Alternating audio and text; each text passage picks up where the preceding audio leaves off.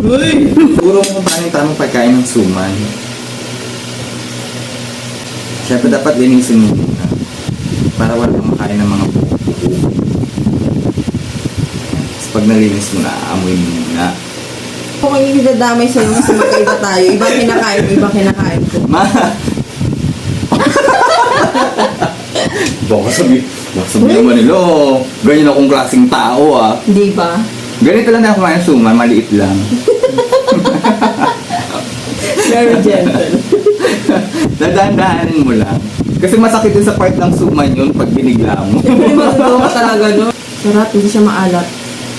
Malasa. Minsan maalat. May time na maalat. Lalo na pag galing sa basketball. Tapos di pa naghugas ang alat.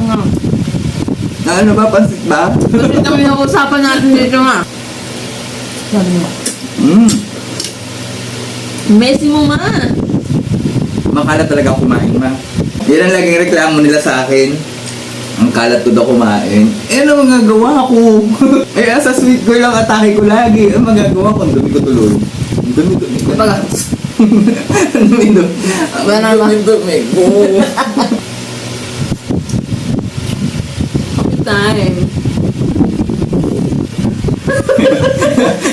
Ay, lamok eh.